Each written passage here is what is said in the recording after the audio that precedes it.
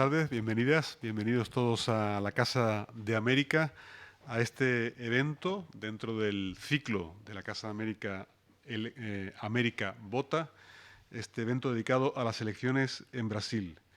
Un saludo muy cordial a los participantes en este evento, aquí en Casa de América en Madrid. Y como moderador participa Rogelio Núñez, investigador senior asociado sobre América Latina del Real Instituto Elcano. Y desde Brasil nos acompañan, y agradezco especialmente su participación, Oliver Stunkel, analista político y profesor de la Escuela de Relaciones Internacionales de la Fundación Getúlio Vargas, y Junia Gama, periodista y analista político. Este evento se realiza en colaboración con la Fundación Consejo España-Brasil. Saludo al secretario general de la Fundación, al embajador Carlos Abella y al equipo de la Fundación, colaboradores habituales de la Casa de América. Por supuesto, un saludo muy cordial al embajador de Brasil en España, que nos honra con su presencia. Embajador, bienvenido, igual que al ministro consejero de la Embajada, a la encargada de negocios de Nicaragua, a los amigos del cuerpo diplomático, consular, miembros, representantes de las empresas que forman parte del Alto Patronato de la Casa de América. Amigas, amigos, bienvenidos. Bienvenidos al Salón Cervantes de Casa de América para esta reflexión, para este diálogo, para esta conversación sobre lo que fue la segunda vuelta de las elecciones brasileñas, dentro del ciclo América Vota, que es un ciclo que tiene ya más de 20 años de historia, de tradición en la Casa de América, en la que seguimos los principales ciclos electorales, procesos electorales de América Latina. Este 2022 está siendo un año especialmente intenso. Hemos seguido con mucha atención desde finales del 21 y ya en el 22 procesos electorales como los de Chile, como los de Colombia. La semana que viene vamos a hacer un especial sobre las elecciones de midterm de Estados Unidos, como ustedes saben tienen lugar mañana, y por supuesto Brasil, el gran país en población, en peso económico, en tamaño del mundo iberoamericano. Le hemos dedicado ya, de hecho, 2 programas a estas elecciones en Brasil, uno antes de la primera vuelta, otro antes de la segunda vuelta.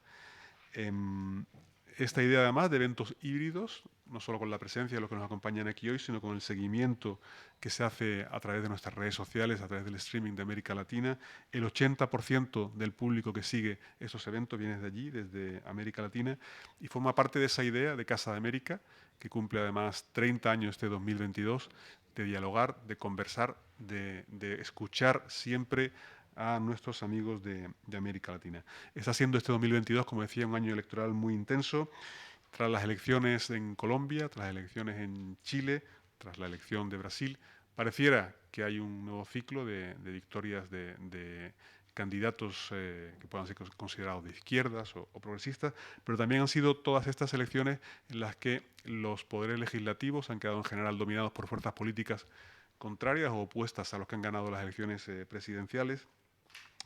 Y en el caso de Brasil, seguro que saldrá también en el diálogo posterior, los gobiernos regionales también en muchos casos han sido obtenidos, han sido ganados por fuerzas políticas distintas a las de, en este caso, Lula da Silva. Ello además en un contexto internacional muy complejo, con la guerra de Ucrania, con la crisis económica derivada de la misma. En definitiva, una serie de elementos que ameritan esa conversación, ese diálogo, esa visión algo más pausada. Por ello, como Casa de América, encantados de estar aquí conversando sobre las elecciones en Brasil. De nuevo, a todos ustedes bienvenidos. Y tiene la palabra el embajador Carlos Abella, secretario general de la Fundación Consejo España-Brasil.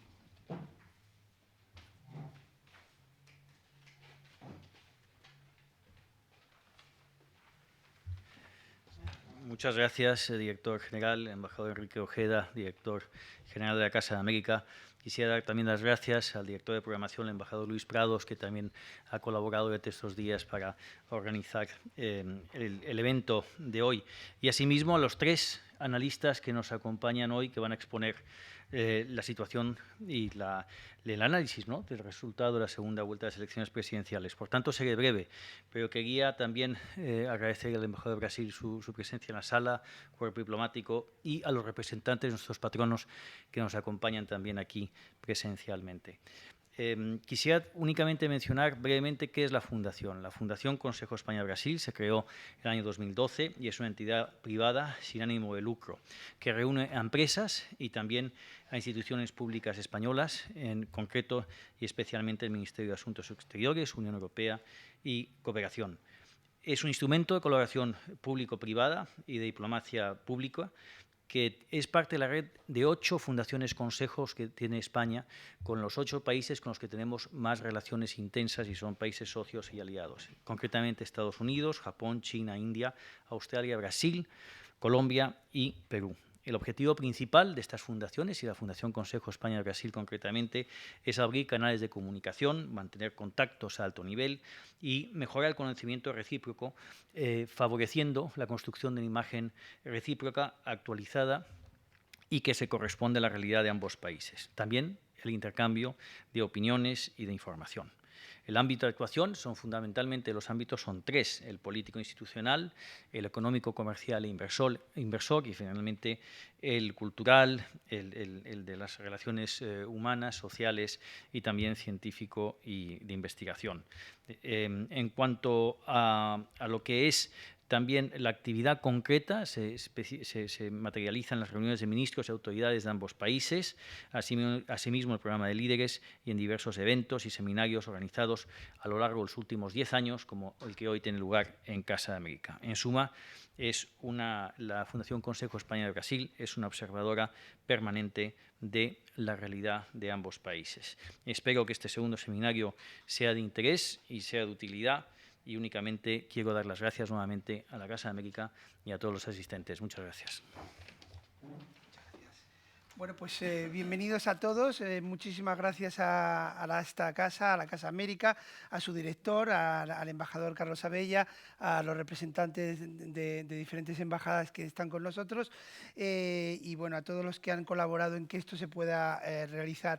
Miren, la verdad es que yo tengo el lujo de tener uno como compañeros en esta charla, nada más y nada menos que a Oliver Stunkel, que yo le admiro y le sigo mucho en sus publicaciones. De hecho, les recomiendo que le sigan en sus publicaciones, en concreto en America's Quarterly, que es una publicación de alto nivel intelectual y donde se puede seguir bastante fielmente la actualidad latinoamericana en general y brasileña en concreto. Y también a Junia Gama, que es una reputada periodista, analista y que ahora mismo está en XP Investment, uno de los mayores grupos de inversión de Brasil, con lo cual creo que es un plantel muy importante y de alto nivel para intentar entender qué ha pasado en Brasil. Antes de darles paso a ello y que empecemos el análisis, yo sé que la mayoría de los que están aquí evidentemente tienen contacto con Brasil y mucho conocimiento de Brasil, pero yo que soy español, el único español de esta mesa, reconozco que a veces en España se desconoce la importancia que tiene Brasil. Brasil, estas elecciones han sido muy importantes, evidentemente, para los brasileños, pero han sido muy importantes para los latinoamericanos. Brasil es uno de los pilares fundamentales de Mercosur. La estabilidad de Brasil es muy importante para el área sudamericana, pero también para América Latina en general, pues la CELAC no tiene sentido sin que Brasil esté en la CELAC. Y hasta ahora, desde el año 2019, Brasil ya no está en la CELAC o ha dejado de estar en la CELAC. Por lo tanto, eran unas elecciones muy importantes para América Latina, pero es que también eran unas elecciones muy importantes para España, importantísimas. De hecho, yo creo que España en realidad estaba también votando, en cierto modo. El mayor stock de inversión en América Latina está en Brasil. Eso es algo que muchas veces los españoles no nos acordamos y eso es fundamental. Pero también es muy importante para Europa, porque si España va a presidir en el segundo semestre del año que viene la Unión Europea, uno de los grandes objetivos es reconstruir la relación con América Latina. Y reconstruir la relación con América Latina quiere decir tener como uno de sus principales partners a Brasil, que es junto con México el 60% del Producto Interior Bruto de la región. Y finalmente, no nos engañemos y no nos olvidemos, Brasil es la B de los BRICS y Brasil está por derecho propio en el G20. Con lo cual, evidentemente, vamos a romper el primer mito. Brasil no es el país del futuro. Brasil es el país de este presente actual que estamos viviendo para construir el futuro hacia el que vamos. Con lo cual, Brasil es clave en todo el momento actual que estamos viviendo. Bueno, ya entrando un poco en el tema, yo querría empezar fundamentalmente por la actualidad, o por lo que era la actualidad hasta hace una semana. Hemos vivido una semana pasada bastante tempestuosa, de bastante incertidumbre, y la primera pregunta que yo quiero lanzar a mis compañeros es que quizá podamos pensar que esa tempestad ha pasado y vivimos ya un momento de calma que posiblemente pueda tener algún tipo de obstáculo por el camino, pero nos dirigimos hacia una transición hacia el futuro gobierno de Lula da Silva, y podemos concluir que, como muy típico en la forma de ser, en la idiosincrasia brasileña, el pragmatismo ha triunfado sobre la polarización. Es decir, yo recordaba un poco a figuras de la historia brasileña como Getúlio Vargas, como los emperadores, Pedro II, por ejemplo, o el propio Lula. Son unas figuras fundamentalmente pragmáticas. Entonces, Junia, mi primera pregunta sería esa: ¿ha triunfado el pragmatismo sobre la polarización? Por la invitación, a ti, a Luis Prados, un saludo a los embajadores, a Oliver también. Encantada de estar aquí con vosotros. Bueno, yo creo que sí, que el pragmatismo al final sí ha vencido en Brasil. Justo antes de empezar estábamos hablando, Oliver y yo, y le contaba que el clima en Brasilia está bastante más tranquilo, bastante más vuelto a la política como era antes, pero que durante el gobierno Bolsonaro no estaba así. Durante las elecciones tuvimos muchísima tensión, vosotros habéis acompañado, y creo que el resultado, aunque haya sido muy apretado, apenas 2 millones de votos de diferencia entre Lula y Bolsonaro, las instituciones han sido muy rápidas en reconocerlo. El presidente de la Cámara de los Diputados, el presidente del Senado, el presidente de la Corte Electoral, todos han sido muy rápidos en saludar a Lula, en reconocer el resultado y decir que, bueno, página virada. Eso ya de las elecciones, de las dudas sobre las urnas, eso es pasado. Así que Lula ha empezado una transición esta semana, la semana que pasó. Bueno, en realidad se ha ido de vacaciones a Bahía, pero ha dejado su equipo a trabajar para comenzar la transición y ha puesto a Geraldo Alckmin, que es su vicepresidente. Es un nombre muy importante que representa el centro moderado en Brasil. Entonces, ha puesto a Geraldo Alckmin para coordinar la transición, y eso ha sido una buena señal, una señal de que realmente Lula pretende hacer un gobierno con una frente amplia, como se dice por aquí. No va a ser un gobierno solo del PT, un gobierno ideológico, un gobierno totalmente vuelto a la izquierda, pero un gobierno que va a alcanzar al centro político, que va a buscar la pacificación, que es algo que sí necesitamos en Brasil en este momento. Se puede decir que la tempestad ha mejorado, todavía hay nubes por el cielo, pero sí que ha mejorado. Yo creo que empezamos un nuevo momento y vemos ya las fuerzas políticas en el Congreso caminando en dirección a Lula. El presidente de la Cámara, por ejemplo, ya ha empezado a hablar con el gobierno que va a empezar con la transición sobre una medida, una enmienda a la Constitución para que Lula pueda mantener programas sociales para el año que viene.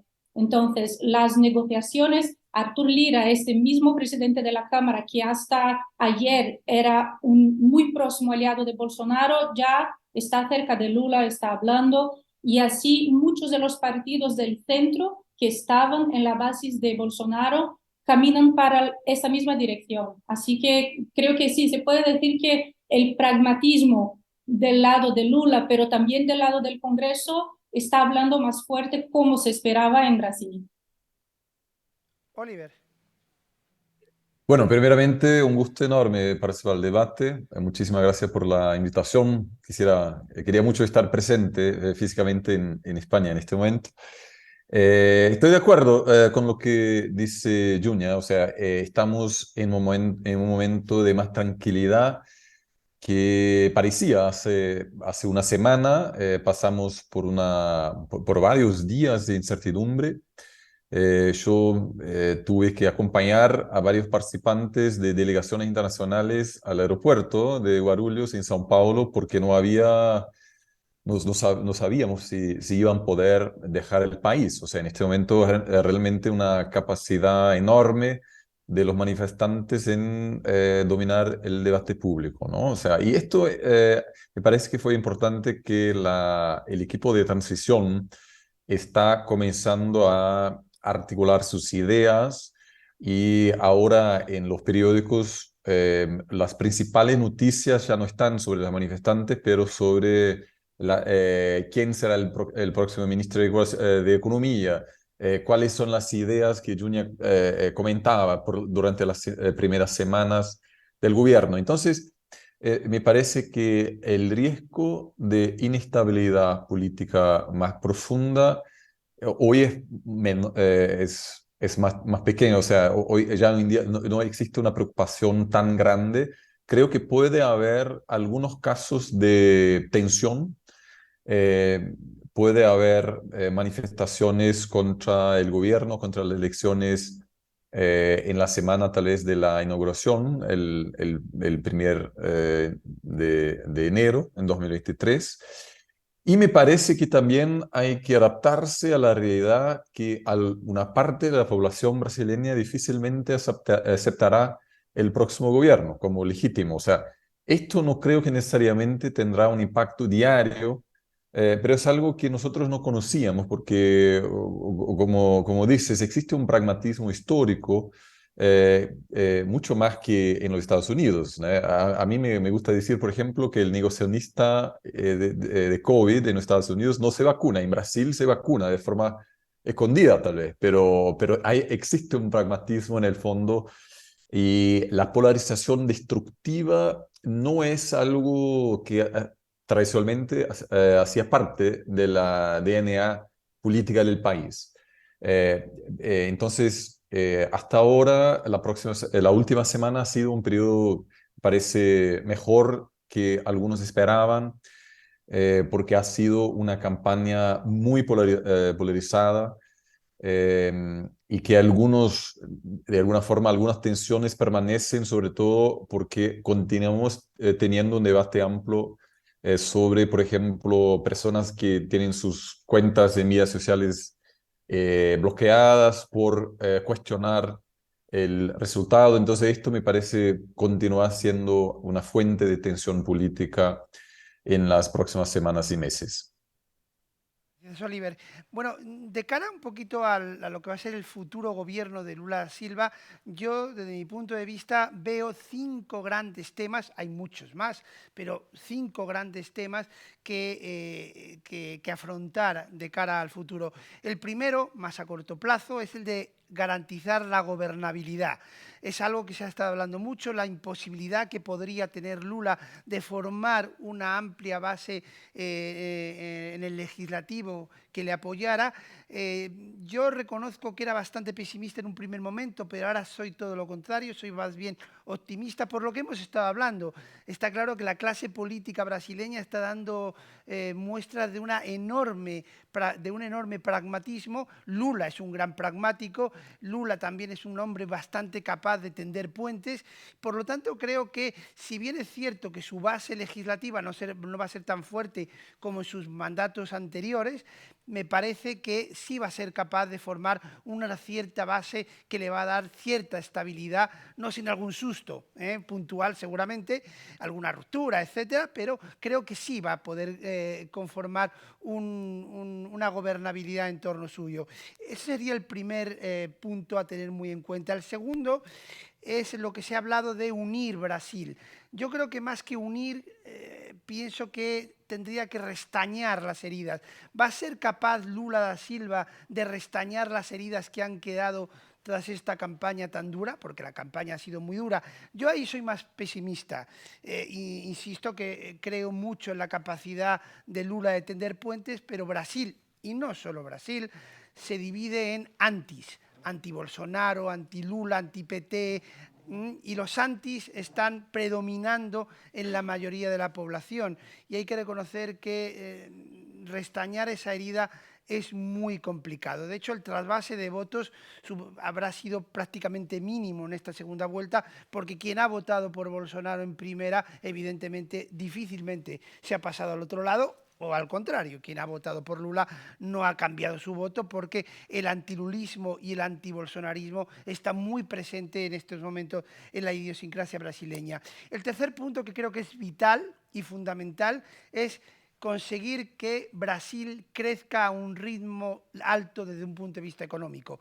Que Brasil crezca al 1, al 2, al 3% no sirve. A los países que están en la coyuntura parecida a la de Brasil, esa tasa de crecimiento, que para un europeo es muy buena y muy deseable, para los estándares latinoamericanos no sirve para absorber las grandes demandas sociales que tiene el país. Entonces, la clave es sí, y lo ha dicho un poco Oliver, cuál será ese ministro de Economía en el nuevo gabinete, es algo muy importante, pero también es verdad que, y viene aquí el cuarto punto importante, para que Brasil consiga crecer a un ritmo alto económico, hay que llevar a cabo una serie de reformas estructurales, algunas muy poco políticamente correctas, y la clave es si Lula da Silva va a tener la voluntad política y sobre todo los apoyos suficientes para llevar a cabo esas reformas estructurales que conecten a Brasil con la cuarta revolución industrial, hagan del Brasil una economía más productiva y más competitiva y, por lo tanto, consiga crecer a esos ritmos. Evidentemente, un país que está dividido, que está fracturado, que está con tensiones internas y un gobierno que va a tener un margen de acción político reducido, se ve complicado llevar a cabo esas reformas estructurales. Pero bueno, Lula también es verdad que es un mago, en cierto modo, ha demostrado tener una enorme mano izquierda, como decimos en España, para conseguir determinados asuntos.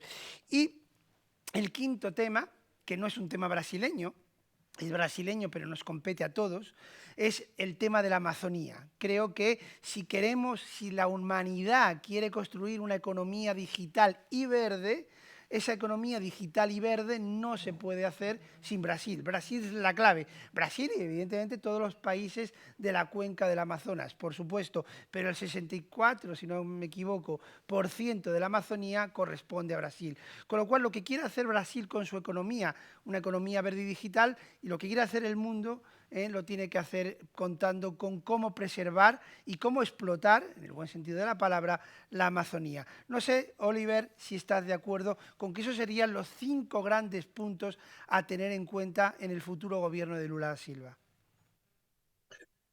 Sí, me parece sí, que son los temas clave. A partir de eso también la gran pregunta es de qué forma el próximo gobierno de Brasil puede asumir nuevamente un papel de responsabilidad internacional, si puede proyectarse como un actor responsable y constructivo internacionalmente.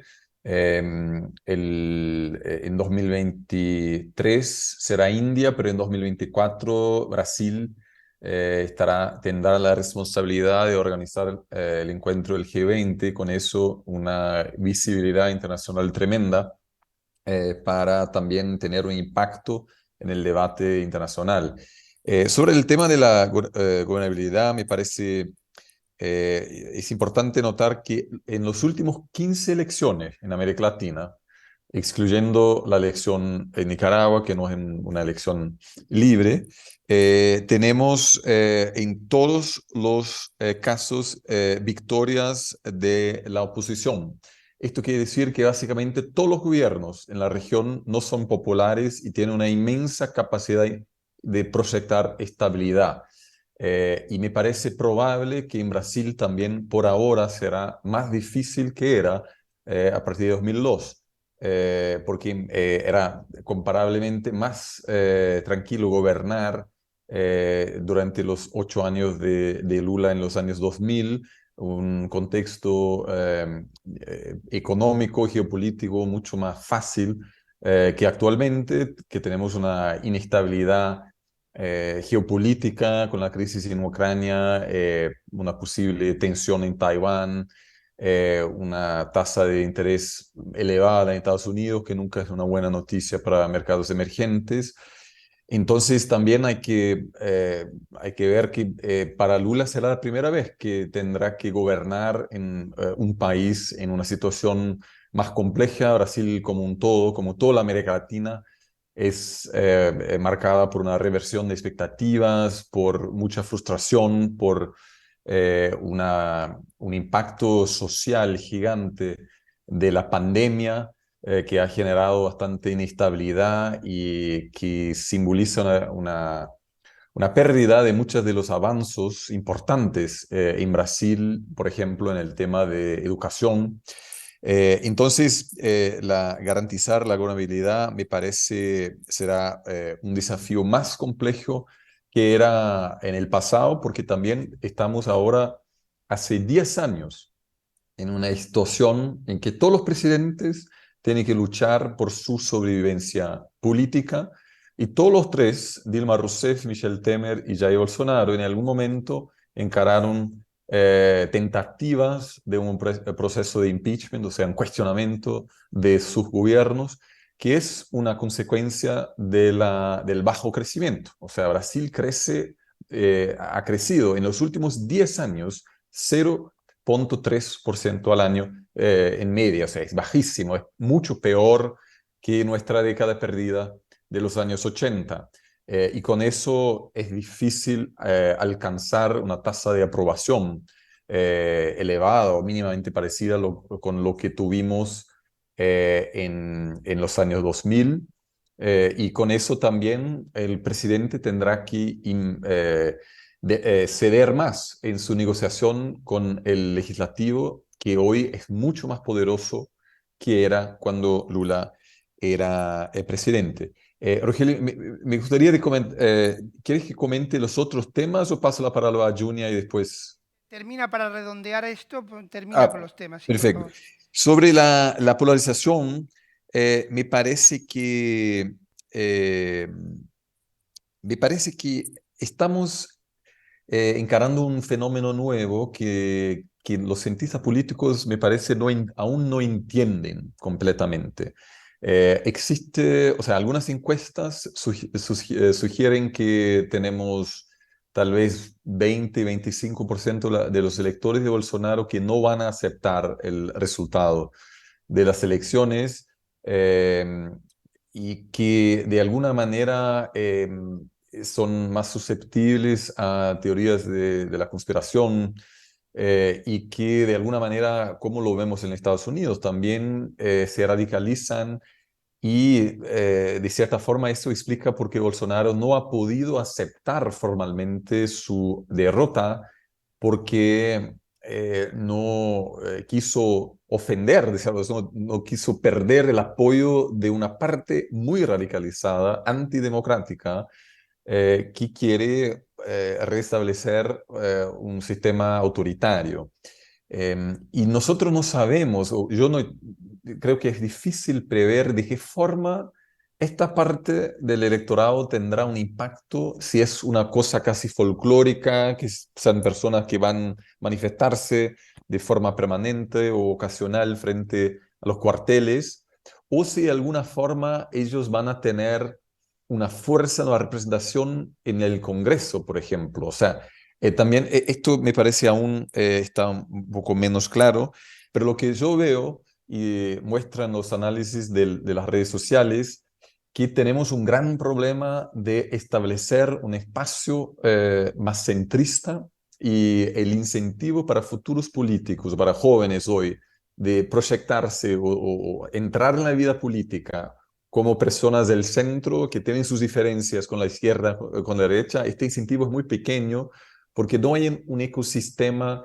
despolarizador y los influencers políticos que hoy en día son muy importantes para comprender la dinámica política están sobre todo a la izquierda y a la derecha y los algoritmos dan más espacio a voces más radicales y esto me parece ser un gran problema, un gran desafío para conseguir superar la polarización bastante elevada que Brasil enfrenta en este momento. Muchas gracias. Junia. Bueno, yo para empezar, estoy de acuerdo con lo que ha dicho Oliver. Y sobre la gobernabilidad, sí que Lula va a tener un poco más de dificultad de lo que tuve en el pasado, porque este año Brasil eligió el PL, el partido de Bolsonaro, ha sido el mayor grupo de diputados en la Cámara y de senadores en el Senado. Así que tenemos, para empezar ya, un grupo de derecha ligado a Bolsonaro, que es la fuerza política más importante del Congreso. Y el Congreso, de forma general, tiene un perfil conservador en las costumbres y liberal en la economía, que es justo lo contrario de lo que es un gobierno del PT. Así que Lula quizás no tendrá tanto espacio para avanzar con las materias más ideológicas con relación a las costumbres de la izquierda, pero con las materias económicas yo creo que sí habrá, porque hay un consenso en el país de que el país necesita crecer. Eso ha sido un problema en los últimos años, ahora por la pandemia, por la guerra, por políticas equivocadas también, pero yo creo que el esfuerzo que el Congreso va a ser un esfuerzo muy pragmático también. Si tuviéramos Bolsonaro reelecto, es posible que el Congreso avanzara con las pautas más ideológicas, con las pautas más conservadoras, con cuestiones, por ejemplo, del armamento, con cuestiones, por ejemplo, del desmonte de la fiscalización sobre la Amazonia, pero con Lula yo creo que el foco, el centro de las discusiones va a ser sobre la economía. Y Lula lo sabe, va a tener tensiones internas dentro de su partido, porque obviamente su partido va a intentar avanzar con los temas que son caros a la izquierda. Pero Lula, yo creo que es un buen equilibrista para intentar poner en el Congreso como prioridades las materias económicas, las materias sobre las que sabe que puede formar un consenso. Entonces, lo que vemos siendo discutido ahora, por ejemplo, es la manutención del programa social el año que viene con los mismos valores que tenemos ahora. Eso muy posiblemente va a pasar. La mejoría del salario mínimo es algo que también posiblemente va a pasar.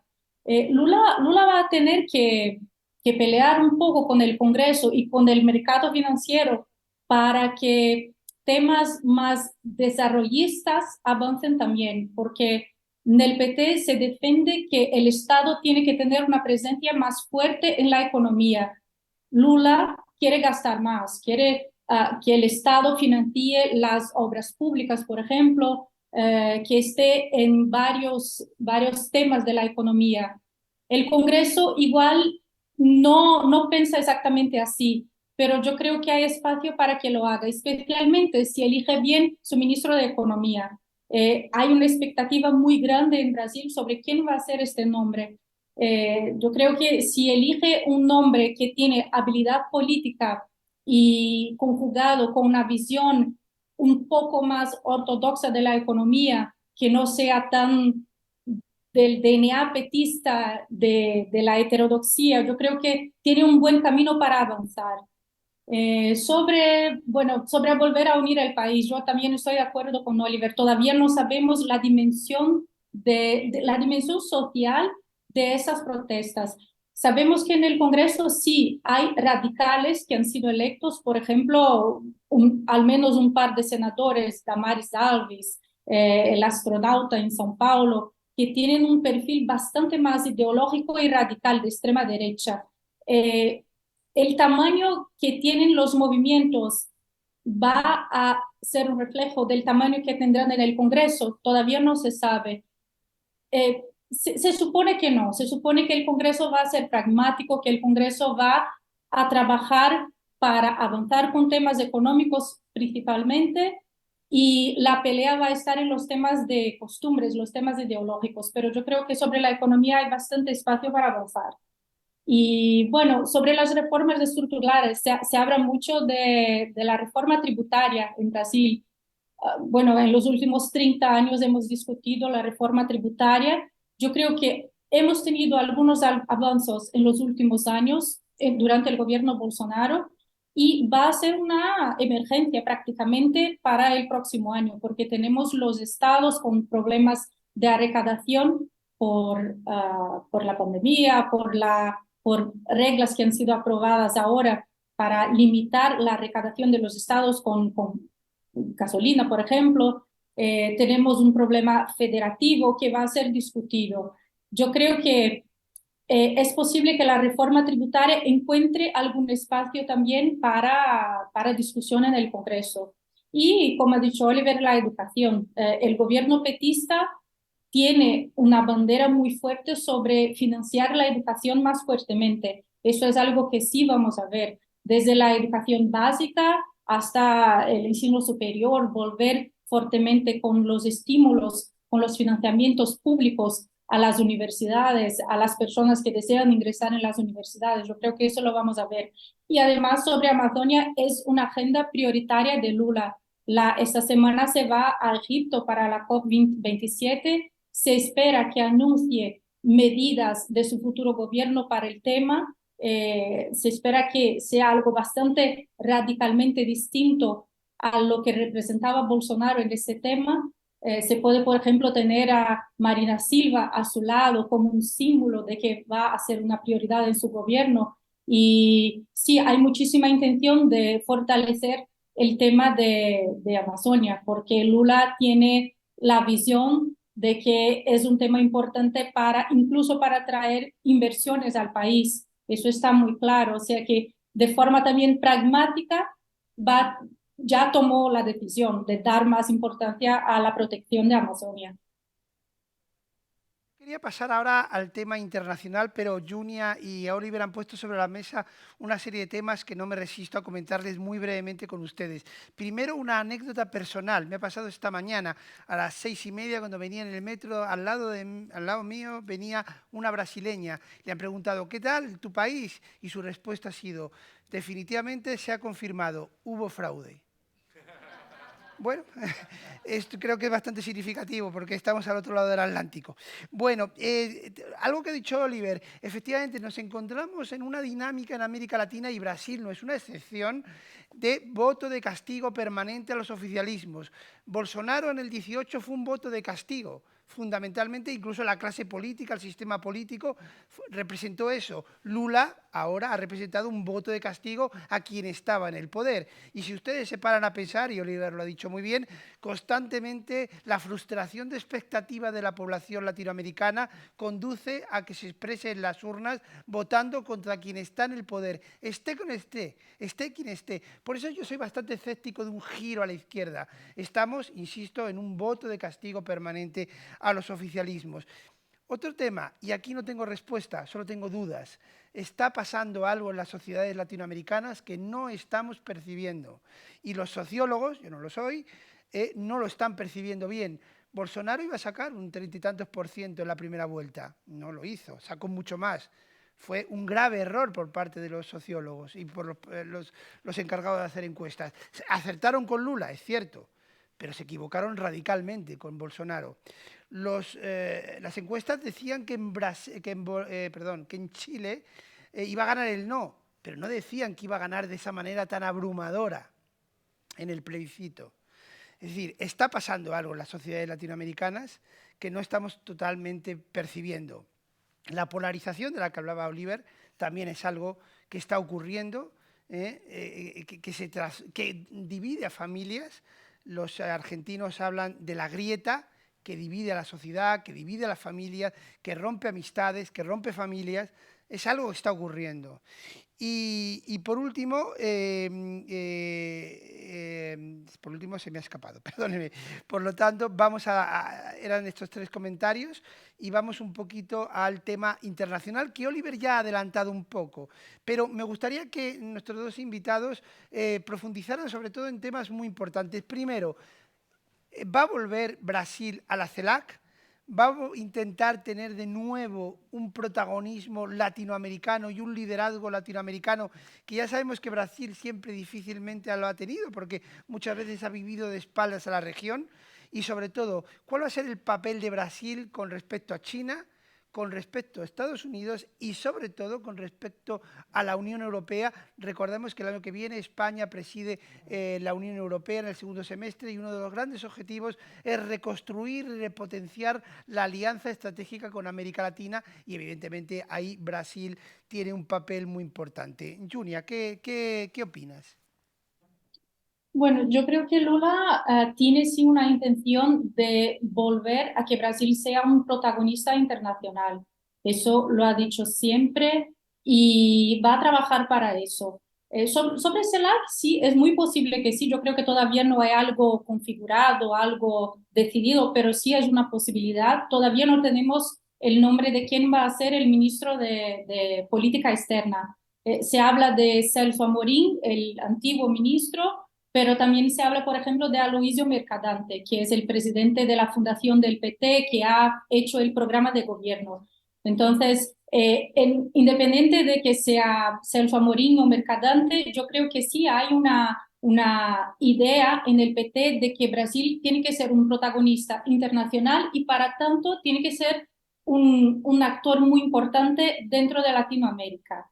Entonces, fortalecer el Mercosur, volver a CELAC, a UNASUR, por ejemplo, sí puede ser caminos que vayan a ser adoptados en el comienzo del gobierno. Lula siempre ha tenido una política externa también muy pragmática. Hemos hablado del pragmatismo en casi todas las respuestas hasta ahora porque sí, es algo muy importante en los gobiernos pasados de Lula. Y se dice que, bueno, va a volver con la política externa activa y altiva. Eso era lo que decía Celso Amorín en el pasado, eso es lo que ha vuelto a decir en el programa de gobierno del PT. Entonces, sí que podemos imaginar que Brasil va a tener una relación para fortalecer Latinoamérica, especialmente América del Sur, empezar a trabajar con más fuerza en un acuerdo para que el acuerdo, por ejemplo, de Mercosur con Unión Europea salga adelante. Eso creo que va a ser una prioridad. Podemos también pensar que Brasil, que Lula va a mantener una equidistancia entre China y Estados Unidos. Yo no veo a Lula entrando en un lado o en el otro, defendiendo Estados Unidos contra China o viceversa. Así como no veo tampoco, como no ha hecho todavía y no va a hacerlo, defender a Ucrania contra la Rusia o a Rusia contra Ucrania. Yo creo que se mantiene en una posición equidistante que no deja de ser confortable para un gobierno y intenta sacar lo mejor de las relaciones. Va a ser una relación muy pragmática y que va a estar muy basada en lo que puede traer a Brasil en términos de relaciones comerciales principalmente. Yo creo que eso es un foco que va a nortear la relación de Brasil con los países. Oliver, adelante. Bueno, estoy totalmente de acuerdo con lo que ha dicho Junia. Existe una expectativa grande. Al mismo tiempo es importante recordar que Brasil tuvo sus años dorados de política exterior entre 1995 y 2013, ¿no? O sea, que realmente también eran los años de estabilidad interna muy grande y durante esa época los presidentes Fernando Henrique Cardoso, Lula, tuvieron una actuación muy relevante. También en América Latina, por ejemplo, negociando un acuerdo de paz conjuntamente con otros países entre Ecuador y Perú en 95, protegiendo la democracia en varios casos en Paraguay y también articulando por la primera vez realmente una visión regional sobre el liderazgo brasileño. Que durante esa época Lula llegó a hablar del principio de la no indiferencia cuando justificó el envío de tropas brasileñas a Haití de la misión de paz en 2004.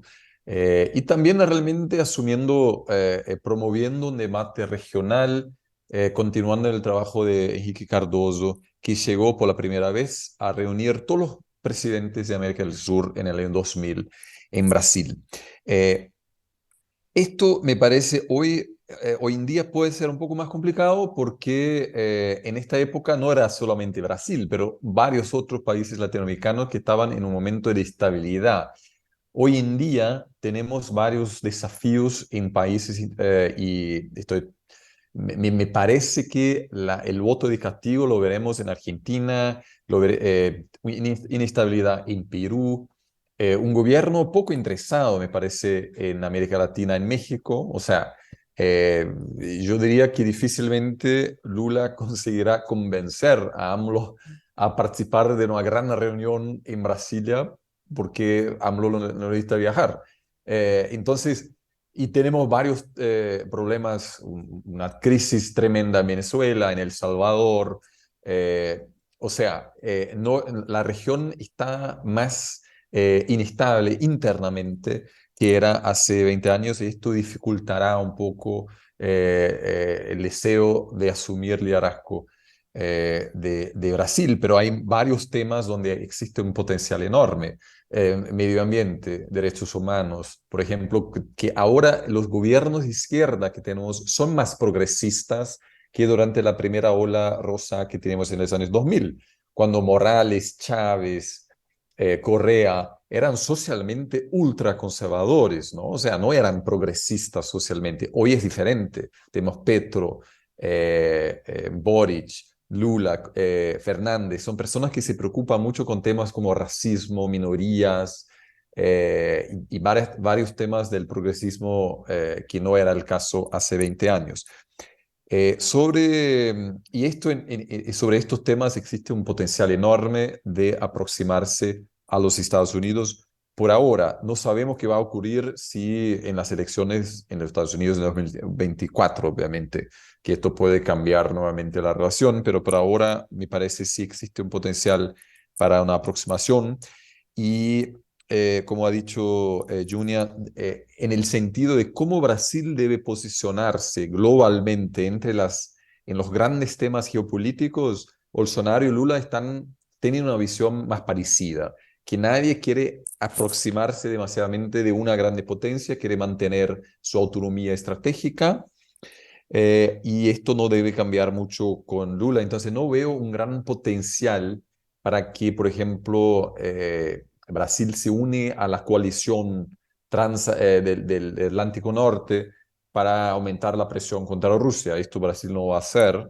Pero la relación con la Unión Europea tiene una capacidad, un potencial enorme, porque de la visión de Brasil, la relación con la Unión Europea es fundamental para aumentar este espacio de autonomía estratégica en un mundo cada vez más influenciado por tensión entre Washington y Pekín. Y Brasil no quiere estar más próximo de uno que de otro, y en el fondo los europeos tampoco quieren decir, mira, nosotros siempre estamos al lado de los americanos o de los chinos, también quieren mantener y preservar sus relaciones con ambos los polos de poder.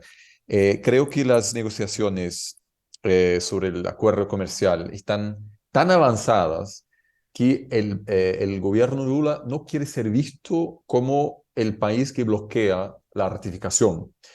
Y yo soy bastante optimista porque me parece para países como Francia, que no quieren este acuerdo, ahora será más difícil bloquearlo porque ya no puede utilizarse, como ha hecho Macron, el argumento ambiental, ¿no? Que ha sido, Macron no daba tanta importancia al tema ambiental, pero lo ha utilizado para evitar la ratificación del acuerdo. Lula ha dicho que quiere renegociar el acuerdo. Esto me parece poco probable que sea factible porque tendría que ser aprobado nuevamente por todos los parlamentos, pero tal vez es posible agregar alguna, no sé, un adendum al acuerdo para que Lula pueda decir, mira, yo conseguí negociar algo un poco mejor para reducir la resistencia política al acuerdo que existe en el PT, que no es un partido con un gran histórico de aprobar acuerdos comerciales. Lo mismo vale para la OCDE. Celso Morín le gusta criticar la OCDE, pero me parece que Brasil, en su deseo de mostrar que está de vuelta difícilmente va a querer bloquear este proceso, pero sí tendremos seguramente algunas voces dentro del gobierno del PT que van a intentar dificultar este proceso de adhesión. Con Oliver, porque el tratado con Mercosur es el tema. Y sería el gran gesto por parte de ambas partes sobre que realmente están convencidos de que tiene que haber una alianza estratégica entre la Unión Europea y, en este caso, Mercosur. Yo quizás no soy como Oliver tan optimista, he leído algunas cosas de Celso Amorín diciendo que efectivamente hay que firmarlo, pero no hay que tener prisa, y los europeos, algunos europeos, siguen poniendo trabas al tema, aunque es verdad que es el momento, como bien decía Oliver. Bueno, vamos a ir al cuarto tema del día para luego dar paso a las preguntas. Y el cuarto tema que vamos a abordar es el tema de Bolsonaro y el bolsonarismo. Básicamente se ha puesto ahora muy de moda decir que el bolsonarismo ha llegado para quedarse, que no es un fenómeno pasajero, como algunos, yo el primero, creíamos que en 2018 iba a ser, sino que es un tema estructural, que el bolsonarismo ha llegado para quedarse. La verdad, aquí me voy a atrever a dar mi opinión y yo creo que así incluso puede haber cierto intercambio y algo de polémica entre nosotros tres. Yo creo que calificar a todo el voto que ha sufragado por Bolsonaro como bolsonarismo es un error, desde mi punto de vista, por lo menos. Creo que efectivamente hay un bolsonarismo, un voto duro del bolsonarismo, yo creo que podría estar en torno al 30%, más o menos, y el resto son voto prestado. Fue voto prestado en 2018 y yo creo que sigue siendo voto prestado en la actualidad. ¿Por qué? Porque ese voto de centro derecha, está huérfano. Ha perdido al PSDB, que desapareció, estamos buscando y ya no aparece, por desgracia, aunque bueno, Geraldo Alckmin está ahí, también hay que reconocerlo. Y hay figuras muy interesantes, y lo pongo aquí sobre la mesa, como la figura de Eduardo Leite, que me parece una figura muy interesante a tener muy en cuenta, porque en su condición de homosexual tiende puentes con un cierto sector, siendo de centro derecha, aunque es verdad que su condición de homosexual le va a impedir llegar a otros sectores. Es algo complicado. Me estoy yendo muy por las ramas, discúlpenme, vuelvo a lo que estaba diciendo. Por lo tanto, hay un voto duro clarísimamente de Bolsonaro, pero hay otro voto huérfano, que es un voto prestado. Y creo que algunas actitudes de determinadas figuras políticas brasileñas estos días nos demuestran que efectivamente es un voto prestado. Básicamente, la figura de Romeo Zema, también el de Tarcísio de Freitas, que son teóricamente bolsonaristas, han sido muy, como diría Junia, muy pragmáticos y han hecho claros guiños a la gobernabilidad y a apoyar en este momento concreto a Lula da Silva. Incluso los evangélicos, un tema muy interesante también a tratar, han demostrado una serie de actitudes bastante pragmáticas y ha habido gestos clarísimos hacia la gobernabilidad y hacia Lula. Ayer salía en Folla una entrevista muy interesante con Paulo Graciano Jr., donde decía que los evangélicos, por cierto, los evangélicos no son un bloque monolítico. El 70% puede votar a Bolsonaro, según las encuestas, pero hay un 30% que no.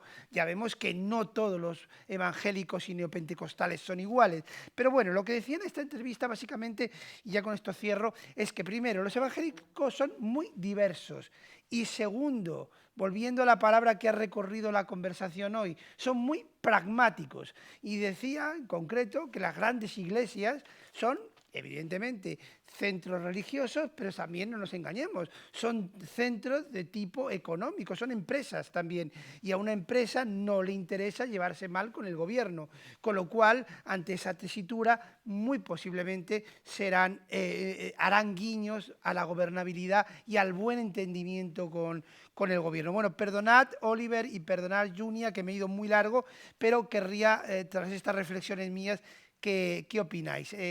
Adelante, no sé a quién le tocaba, pero bueno, empezamos por ti, Oliver, y así cierra Junia. Mira, muy rápidamente, estoy de acuerdo que el sistema político en Brasil hoy es caracterizado por la destrucción de una derecha más moderada, de forma muy parecida como lo vimos en los Estados Unidos, donde el ala más moderada, a la McCain, eh, y la hija del ex vicepresidente Cheney, Mitt Romney, esto ya hoy en día ya no existe más, o sea, existe una radicalización del Partido de los Republicanos, y genera electores huérfanos, o algunos que dicen: no puedo creer que Bolsonaro me obliga a votar en Lula, y otros que dicen: no puedo creer que el PT me obliga a votar en Bolsonaro. O sea, claramente un espacio, pero una incapacidad también de la llamada tercera vía, personas como Eduardo Leite, João Doria, u otros, de llegar al poder, ¿no? Y no es que haya faltado poco, o sea, es una diferencia gigante. Y en este sentido me parece va a ser muy interesante ver en qué momento personas como Zema, Tarcísio de Freitas o Raquel Lira también van a tentar distanciarse más activamente del bolsonarismo para intentar construir una narrativa que pueda representar una futura candidatura a presidente en 4 años. Esto va a comenzar ahora y me parece que aún no se puede decir lo que exactamente va a ocurrir, también porque mucho va a depender de la estrategia de Bolsonaro, que puede optar por una estrategia de radicalización o de querer aproximarse al centro en cuanto está en la oposición para evitar la ascensión justamente de personas como Zema y Freitas, ¿no? Esto me parece que va a depender mucho de esos actores, pero el mejor escenario claramente sería la reconstrucción de algún partido que se sitúa en esta parte del espectro ideológico. Y por fin me parece importante notar que Lula ha sido la única persona en las últimas décadas a poder unir el PT, que también contiene grupos de visiones ideológicas completamente distintas. Hubo mucha resistencia a la idea de Lula de elegir a Gerardo Alckmin como candidato a vicepresidente. Eh, entonces, lo que va a pasar si fica claro que Lula no será candidato en 4 años, no se sabe. Puede haber una fragmentación del PT y tentativas de otros candidatos a competir con Lula por la hegemonía, por el control del campo de izquierda en Brasil también. Entonces, un potencial de bastantes cambios en la situación partidaria en Brasil, me parece, en los próximos años. Juni, adelante. Bueno, yo estoy de acuerdo con lo que has dicho a principio, Rogelio, que Bolsonaro ha tenido 58 millones de votos, pero no todos han sido en Bolsonaro, han sido contra Lula, contra el PT. Eso es una realidad. Si se puede decir que el núcleo duro de Bolsonaro va entre el 20 y el 30% de esos votos, así como en el Congreso. En el Congreso, la derecha, el bolsonarismo hizo una mayoría muy grande, pero quizás no sea todo tan bolsonarista en un gobierno Lula. Y yo creo que la vida del bolsonarismo va a depender mucho de cómo gobernará Lula. Si Lula logra frenar el PT más ideológico, el PT más izquierda en las costumbres principalmente, yo creo que va a ser una buena señal de que del otro lado tampoco vamos a tener una radicalización. Y entonces figuras como más moderadas como Tarcísio, como Zema, yo creo que sí ganan destaque, ganan protagonismo como sucesores de la derecha en 2026. Eso es una posibilidad.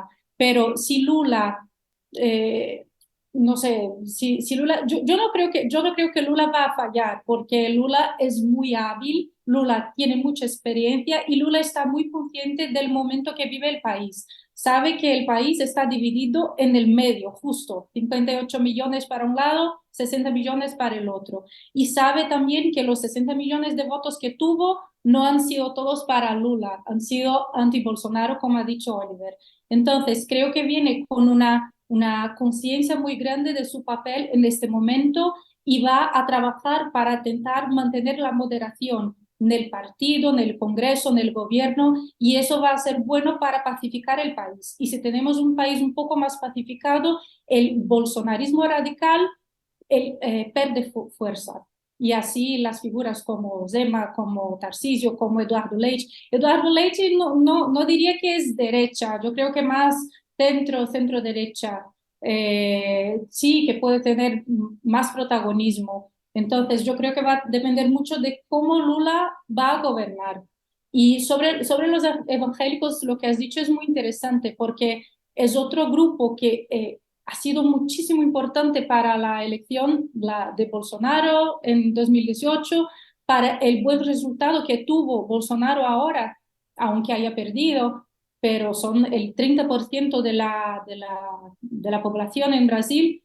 Pero al día siguiente también han empezado a mirar Lula, a guiñarle a Lula, porque saben que tienen que participar de alguna manera del gobierno para mantener la potencia de su gente. Así que tuvimos la semana pasada Edir Macedo, que es el dueño de una de las iglesias más importantes de los evangélicos, ya hablando que, bueno, hay que perdonar a Lula. La presidenta del PT no le ha gustado mucho, pero sí ha sido una primera señal importante.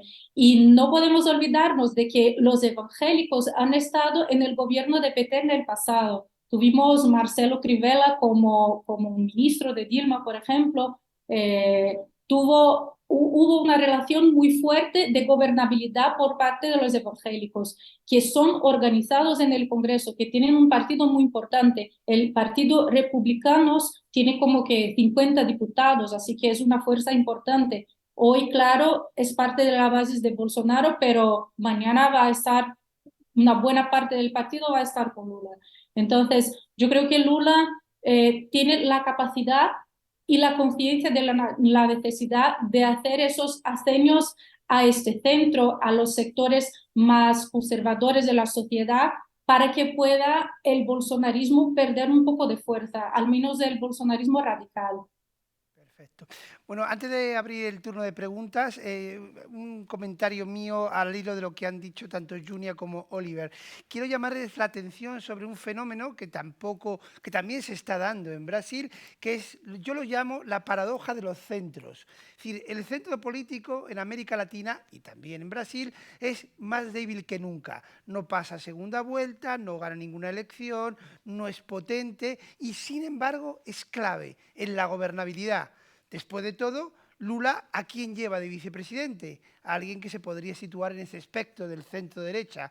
Pero no solamente Brasil, Boric, que ganó con una coalición muy a la izquierda, está terminando gobernando con la antigua concertación. Incluso Petro tiene como aliados al Partido Conservador, que con ese nombre entenderán ustedes que de izquierda no es, o al Partido Liberal, que es el tradicional partido de centro-izquierda de Colombia. Con lo cual es una ironía, los centros son extremadamente débiles, pero son claves para la gobernabilidad. Y yo diría que menos mal que son claves para la gobernabilidad. Y segundo, y por último, una anécdota. Yo durante muchos años soy latinoamericanista, me olvidaba de Brasil. Me daba miedo Brasil, quizá el idioma, me separaba un poco, hasta que una amiga me regaló una novela, Gabriela Clavo y Canela, y a partir de ese momento me enamoré de Brasil. Y entendí Brasil, entendí la idiosincrasia política de Brasil. Es verdad que tiene una parte más de amor, que esa me gustó un poco menos, pero la parte más política me apasionó. Y desde entonces me considero, si me permiten, un poquito brasileño. En fin, bueno, pues a partir de este momento se abre el turno de preguntas para quien quiera preguntar a cualquiera de los tres participantes, incluido yo, claro. ¿Habría alguna pregunta? Adelante, ¿su nombre, por favor? Junia. Junia. Sí, hola. Vaya. Pues nada, era un comentario y ahí espero que vosotros, perdona que estoy tuteando, que habléis sobre el tema, ¿no? A mí me da la impresión que también tenemos algo similar a los Estados Unidos cuando tuvimos la última elección presidencial, que el radicalismo es algo similar que ha pasado ahí, ¿no? Y con Trump, etcétera, cuando Trump no consiguió la reelección, y yo creo que eso va poco a poco pasar, o sea, que es algo que va a pasar muy pronto y que tenemos que estar mirando la economía y el crecimiento del país. Es mi impresión que es algo que va a pasar muy rápido. Cuando dice pasar, se refiere que va... Que la gente va a tranquilizar porque están muy eufóricos, un poco locos, todos, sin partido, no hablo de un lado u otro, pero muy polarizado, y creo que es algo que es similar a lo que tuvimos en Estados Unidos, un poco, ¿no? Con diferentes focos, me atrevo a contestar yo, luego doy yo no soy tan optimista. El antipetismo está muy enraizado en gran parte de la población desde hace tiempo, y el antibolsonarismo ha surgido ahora, y no veo yo claramente que eso pase con facilidad, mientras que las circunstancias económicas y sociales sean tan complejas, porque yo creo que eso incentiva los odios y los enfrentamientos. Es verdad que hemos estado hablando de pragmatismo todo el rato, y eso es cierto, pero también está la otra parte. Los ánimos están muy encendidos, por desgracia. Pero bueno, Junia o Oliver, ¿qué opináis? Empiezo yo, Oliver. Sí, puedes comenzar. Sí. Con mi Shara Junia también. Bueno, yo creo que soy un poco más optimista también. Creo que estamos en un momento en que la sociedad y la política está cansada, está harta de polarización, de tanta pelea, la que hemos vivido durante los últimos años. Y yo veo la política institucional muy direccionada a la gobernabilidad, a la estabilidad, al crecimiento del país. Claro que tenemos los manifestantes, vamos a tener probablemente durante los próximos años un núcleo duro bolsonarista que va a seguir contestando el resultado de las elecciones, todas las políticas del gobierno Lula, pero yo creo que la institucionalidad está caminando hacia la pacificación. Es lo que hemos visto al día siguiente, no, al día mismo de la elección. Aliados muy próximos de Bolsonaro volviéndose hacia Lula para reconocer el resultado, para ofrecerle gobernabilidad. Eso es lo que ha hecho, por ejemplo, Artur Lira, como he dicho en el principio de la charla.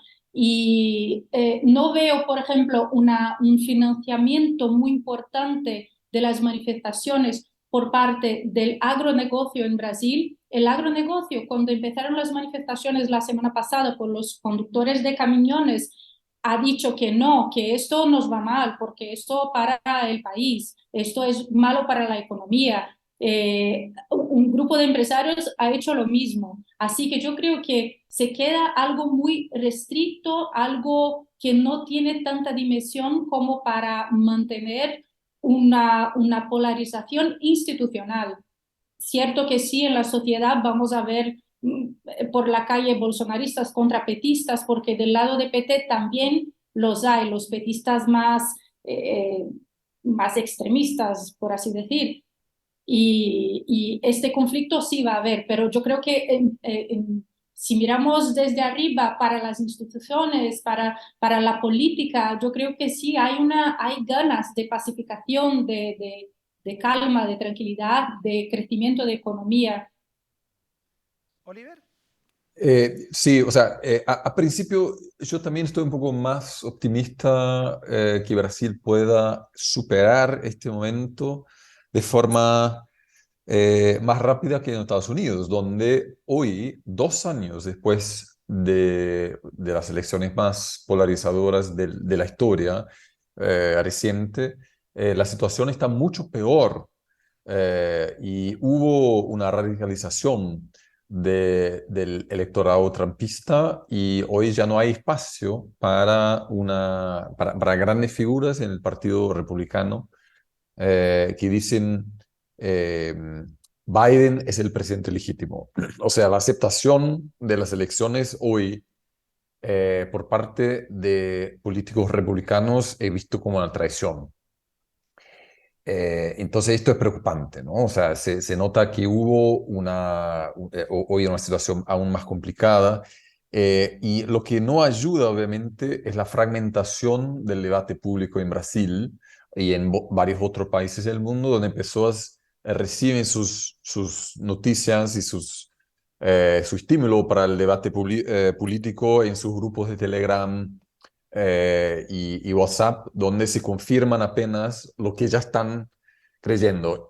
Y muchas veces existe un peligro que nosotros superestimamos el poder de estos grupos porque son grupos muy ruidosos, muy visibles en las medias sociales, pero en el fondo no necesariamente esto es la realidad en las calles.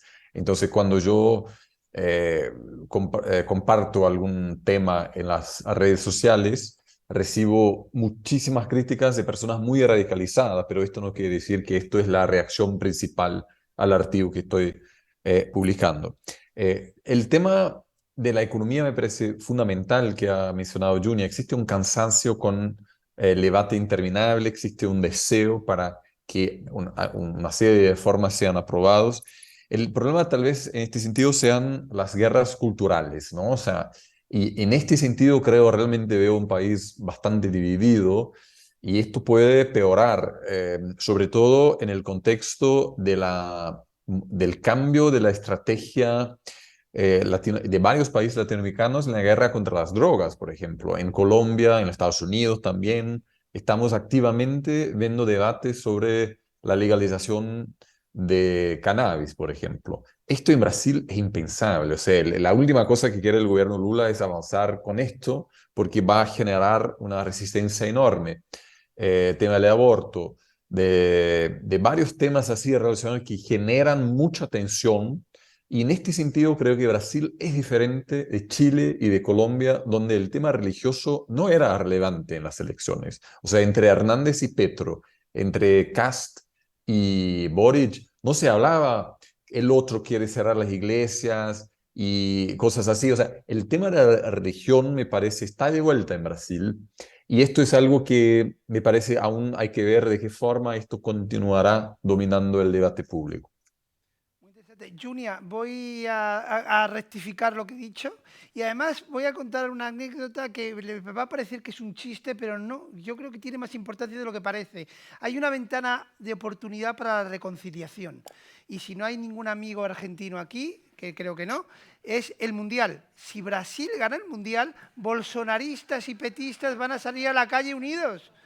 Y eso que parece una tontería y una broma, une mucho más que incluso una relación personal de amor. Con lo cual, ahí hay una ventana de oportunidad a tener muy en cuenta. No sé si hay alguna pregunta más. Uy, sí, se ha animado. Muy bien. ¿Usted, por favor?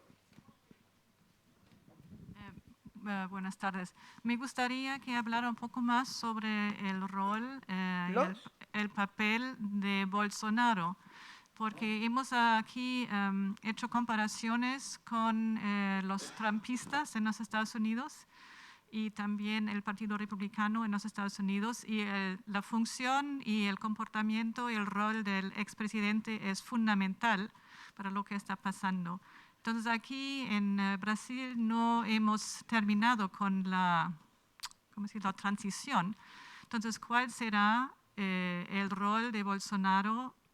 Primero vamos a ver una transición completa y luego qué va a pasar después de esa transición. Va a ser como en Estados Unidos, que el expresidente va a impedir que la gente se olvide de ese tema de las elecciones ¿cómo se dice? Fraudulosas. ¿O qué va a pasar, fraudulentes, no sé, qué va a pasar con Bolsonaro? Eso me gustaría que habláramos un poco más. Gracias. Oliver, no sé si lo has escuchado bien. ¿Cuál va a ser el rol de Bolsonaro en estos próximos 4 años? Bueno, creo que no solamente en los próximos 4 años, creo que tenemos varios tipos de transición, ¿no? O sea, tenemos el modelo de Cristina para Macri, por ejemplo, que Cristina, que tuvieron un momento de tensión, ella renunció algunos días, creo que el día antes de la inauguración de Macri, y simplemente no estaba presente. Me parece muy difícil que Bolsonaro esté presente el primer día de enero para pasar la presidencia a Lula. Me parece que yo hoy, si tuviera que apostar, creo que será el vicepresidente Mourão porque Bolsonaro estará fuera del país.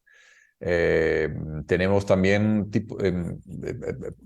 creo que esto hoy es el escenario más probable, o sea, no creo que tampoco va a haber un reconocimiento explícito de la derrota. Creo muy poco probable porque esto sería visto como una traición por parte de sus seguidores más radicales. Yo participo de un montón de grupos de bolsonaristas, pero también de petistas, o sea, en las redes sociales, y minutos después del pronunciamiento de Bolsonaro pidiendo que las personas salgan de las carreteras para liberar el transporte, un bolsonarista me escribió que cree que fue un video falso, un deepfake, porque no puede creer que el presidente dijo eso. Entonces, creo que este grupo es importante que Bolsonaro no deje de tener el apoyo de este grupo. Pero también estoy ahora bastante optimista, como dijo Junior, que difícilmente va a haber una tensión suficientemente grande, una confusión para complicar este proceso de transición que está en curso. Junior. Y para añadir a lo que ha dicho Oliver, para empezar ahora en la transición, yo creo que no tendremos muchos más problemas porque es una negociación burocrática. El ministro jefe de la Casa Civil, que sería lo equivalente a un jefe de gobierno, y es un político del centro, un político que ha sido aliado de Lula, de Dilma, está haciendo la transición porque compete a él, según la Constitución Federal, hacer la transición con el equipo de Alckmin, que es el coordinador de la transición por parte del gobierno de Lula. Así que no se espera ninguna tormenta, nada muy distinto de lo que debe haber. Sobre el día de la pose, yo estoy de acuerdo con Oliver. Es posible que Bolsonaro no esté aquí en Brasilia para entregar la banda presidencial a Lula. Eso es una posibilidad, pero vamos, eso no cambia nada. Lula va a tomar pose y va a empezar a gobernar el 1 de enero. Y hay cosas de Bolsonaro que su vida no va a ser tan sencilla a partir del próximo año, porque tiene una serie de investigaciones que no sé si en España se dice investigaciones, inquéritos de la Suprema Corte. Es investigado por ejemplo, hacer parte de las milicias digitales, por producir fake news, por un inquérito de las rachadinhas. Es algo como que cuando era diputado, sus funcionarios tenían que dividir sus sueldos. Entonces, va a necesitar de ayuda para estar libre de la justicia. Y cuando deja de ser presidente, pierde el foro privilegiado. Así que va a tener que trabajar para protegerse de la justicia y también por su supervivencia, porque va a ser la primera vez que va a estar sin empleo, sin trabajo. Claro, no va a estar sin nada porque su partido le va a regalar algo, algún cargo en el partido, va a hacer palestras, por ejemplo, pero yo creo que va a tener algunas preocupaciones muy inmediatas que le van a impedir de estar todo el rato pues intentando dificultarle la vida a Lula. Pero sí que es verdad que siempre va a intentar mantener movilizada esta parte de la sociedad que cree que las elecciones no han sido justas, que ha habido fraude, que Bolsonaro debería haber sido reelecto si hubieran sido transparentes las elecciones, porque eso sí es importante para él, pero no cambia la gobernabilidad, el resultado, porque va a ser algo muy concentrado en esta parte de la sociedad radicalizada, que no llegan a los entre 20 y 30%. Así que va a tener preocupaciones más urgentes a partir del 1 de enero y no va a poder interferir tanto en la gobernabilidad per se. Perdón. Bueno, muy resumidamente, lo ocurrido la semana pasada yo creo que fue una especie de mito fundante para el bolsonarismo con vistas al próximo cuatrienio, y eso que ocurrió es un mito que va a servir como plataforma para ir hasta las elecciones de 2026 y ver qué es lo que hicimos, salimos a las calles, defendimos nuestro derecho, etcétera, etcétera, con lo cual en realidad estaba construyendo su próxima candidatura. Bueno, es mi opinión. Adelante. Gracias. Me llamo Rafael y la pregunta tiene que ver con la salud de la democracia en Brasil. ¿Se cree todavía de que la democracia es el mejor método para gobernar un país? Es casi una pregunta filosófica, pero bueno. Junia. Bueno, yo creo que hasta hace un par de años no se discutía la democracia en Brasil. No era un tema porque era un presupuesto de nuestro contrato social, pero sí que se ha empezado a discutirla por Bolsonaro, por el bolsonarismo, y eso ha sido muy malo para las instituciones. Ha habido muchísima tensión, muchísima instabilidad. Y eso, si miras de una forma muy pragmática, no es bueno para la economía. Entonces, yo creo que lo que hablábamos en la pregunta de Junia, de que las instituciones están hartas, están todos cansados de tanta instabilidad. Yo creo que ahora que Bolsonaro va a dejar de ser presidente, ahora que se ha elegido Lula, es muy posible que se deje también de cuestionar si la democracia es el mejor régimen. Es lo que se dice, bueno, puede ser malo, pero no hay nada mejor, todavía no conocemos nada mejor. Yo creo que el cuestionamiento sobre la democracia va a seguir siendo algo muy localizado, algo muy que no pase de esos 20% del bolsonarismo. No sé si está de acuerdo, Oliver. ¿Oliver? Sí, creo que estoy de acuerdo. Creo que se trata de un grupo no tan grande. El Latino Barómetro, que es un proyecto que cada año pregunta produce unas encuestas en varios países latinoamericanos sobre qué piensan las personas sobre la democracia, muestra que siempre existe una parte de la población que estaría dispuesto a dejar de tener derechos políticos si esto significa que gana más derechos económicos, ¿no? O sea, es natural que en un tiempo de crisis económica aumentan las críticas contra todo el sistema político como un todo. Y en Brasil estamos discutiendo hoy en día nuevamente preguntas que eran respondidas, que habían sido respondidas, como por ejemplo, ¿cuál es la relación entre los militares y los civiles? En los años, Brasil tiene un Ministerio de Defensa desde 1999 y en los años siguientes tuvimos por la primera vez civiles políticos poderosos como Nelson Jobim como ministro de Defensa, que dejaron muy claro que los civiles eran, o sea, en este sentido, los civiles electos controlaban las Fuerzas Armadas y en los últimos 4 años ahora tenemos entre 6 y 7 mil o más militares que hacen parte del gobierno Bolsonaro. Entonces, y mucho se pregunta cuál será la relación entre Lula y las Fuerzas Armadas, ¿no? Entonces, me parece que la democracia ciertamente está sufriendo bastante presión, pero aún así me parece que la gran mayoría de la sociedad brasileña prefiere a un sistema democrático y no existe hoy en día una mayoría que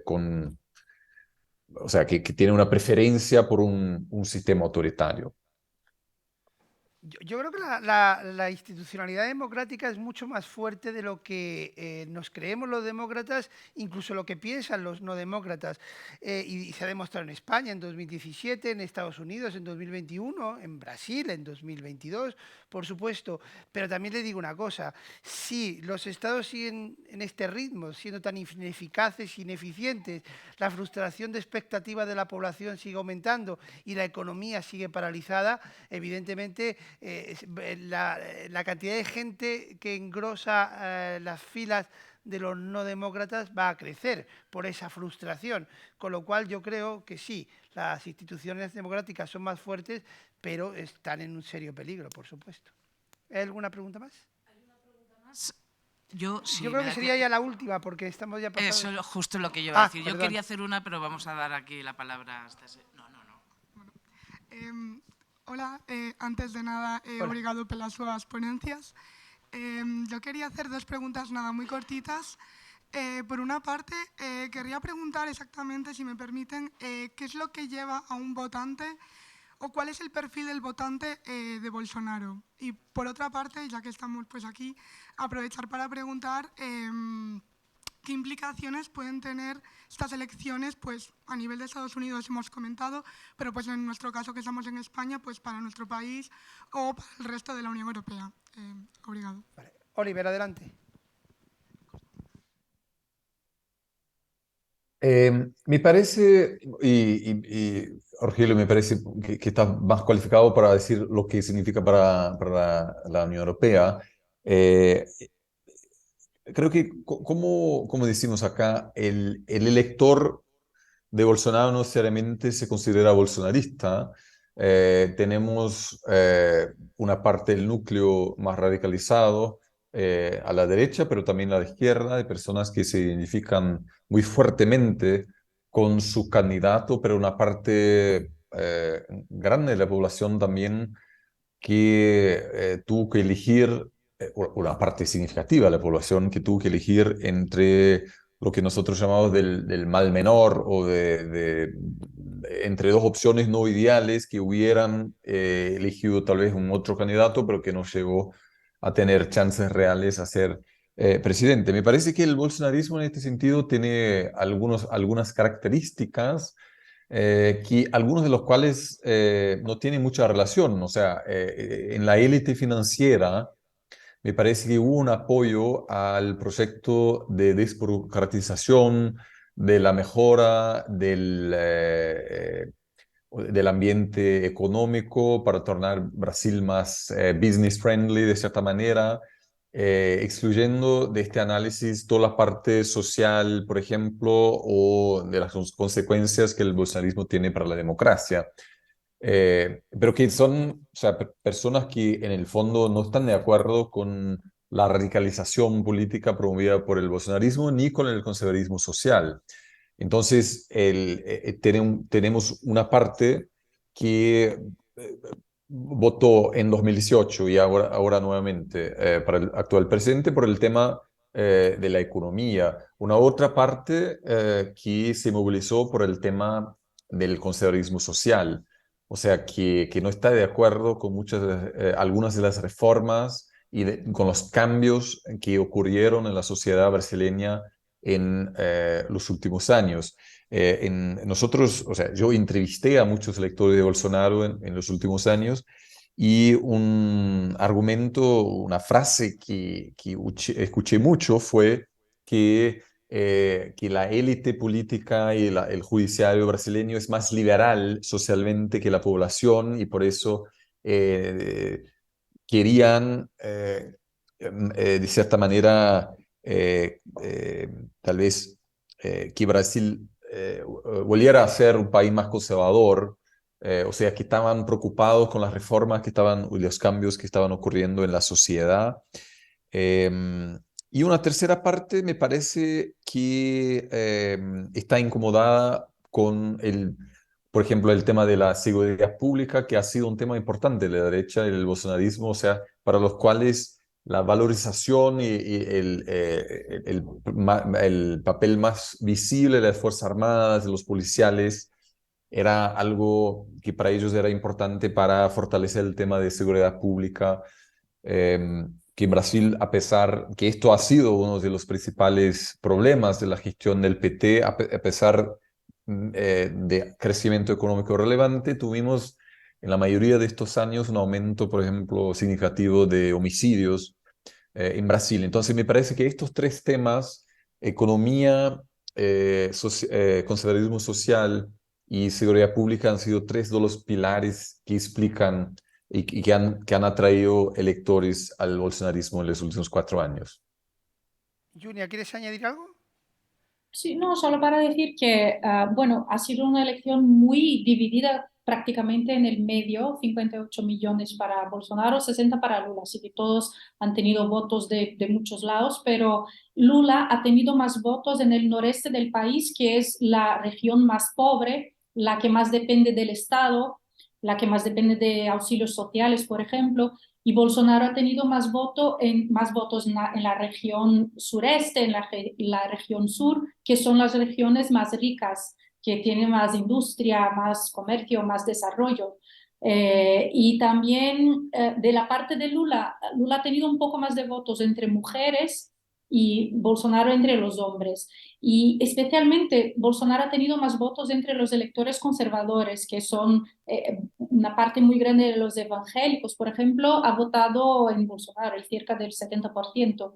Así que es el perfil mediano del elector de Bolsonaro son los electores con más de dos sueldos medios, 2 salarios mínimos, y hombres y de las regiones más del sureste, más desarrolladas.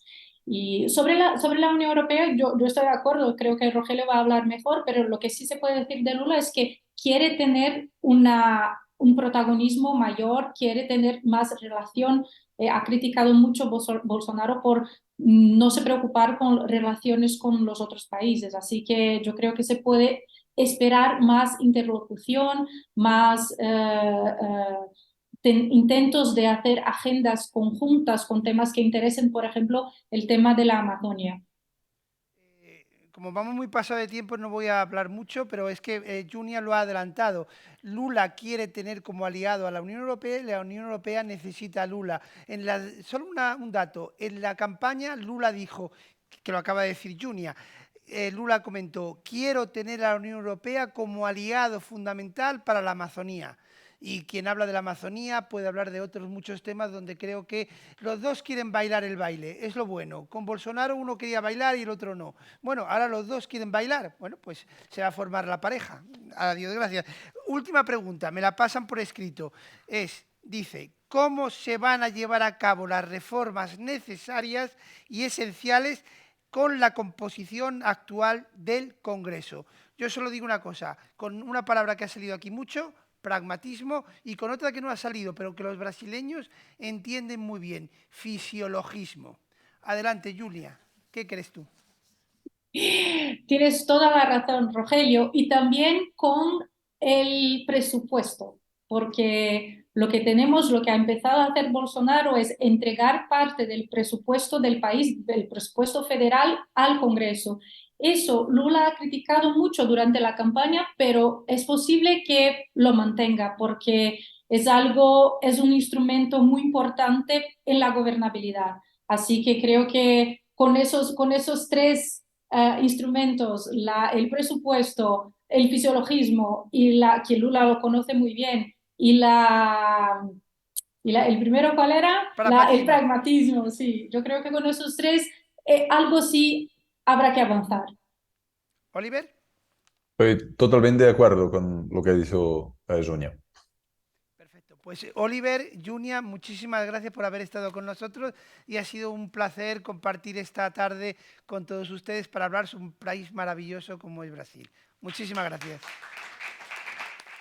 Muchas gracias, Rogelio, Muchísimas Oliver, y a gracias. todos. Muchas gracias. Muchísimas gracias.